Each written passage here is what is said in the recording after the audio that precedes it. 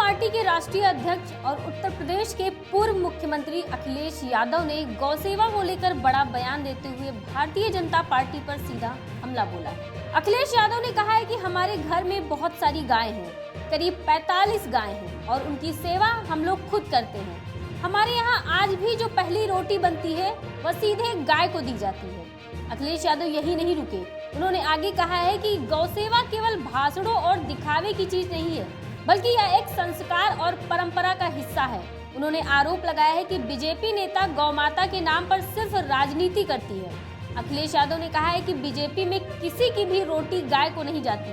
उन्होंने कहा है कि समाजवादी परिवार ने हमेशा गौ सेवा को अपने जीवन का हिस्सा माना है, जबकि बीजेपी ने इसे केवल चुनावी मुद्दा बना दिया है। आपको बता दें कि अखिलेश यादव ने यह भी कहा है कि अगर सरकार सच में गौ सेवा को लेकर गंभीर होती तो सड़कों पर बेसहारा गोवंश की हालत ऐसी न होती। अखिलेश यादव का यह बयान ऐसे समय में आया है जब प्रदेश में गौशालाओं और गोवंश संरक्षण को लेकर लगातार सवाल उठ रहे हैं। उनके इस बयान के बाद सियासी घमासान और तेज होने की संभावना है।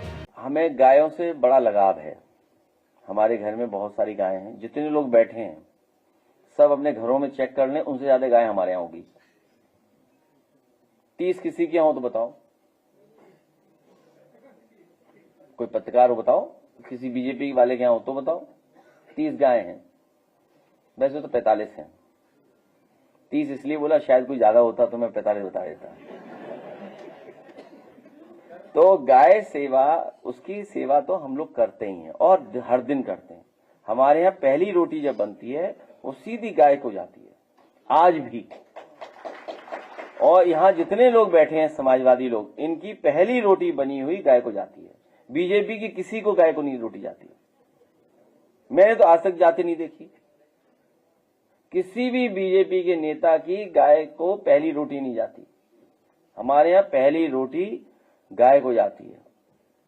और आपको याद दिला दें, कन्नौज में वर्ल्ड क्लास आज के समय के हिसाब से जो चीजें उपलब्ध होनी चाहिए मार्केट में, उसके लिए जो टेक्नोलॉजी है आज उसके साथ जोड़ करके पहला उत्तर प्रदेश का काऊ मिल्क प्लांट बनाया था कन्नौज में।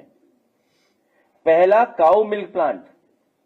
और उस काऊ प्लांट के माध्यम से जितने भी प्रोडक्ट बनने थे वो काऊ मिल्क के थे। दही, मट्ठा, खोया या अन्य चीजें। और साथ ही साथ क्योंकि सबसे हाइजीनिक चीज होती है उसको टेट्रा पैकिंग के साथ दूध, दही, आपका मट्ठा पैक होकर ही जाता। लेकिन ये गाय और गौ विरोधी जो है ये सरकार, गाय की विरोधी सरकार, इसने उस प्लांट को बंद करा दिया। भविष्य में गाय के दूध को कैसे महंगा खरीदा जाए, क्योंकि फैट कंटेंट के हिसाब से दूध की कीमत तय होती है। भैंस के दूध का फैट कंटेंट ज्यादा होता है, लेकिन शरीर के लिए स्वादिष्ट, शरीर के लिए हेल्दी अगर कुछ होता है तो काऊ मिल्क है।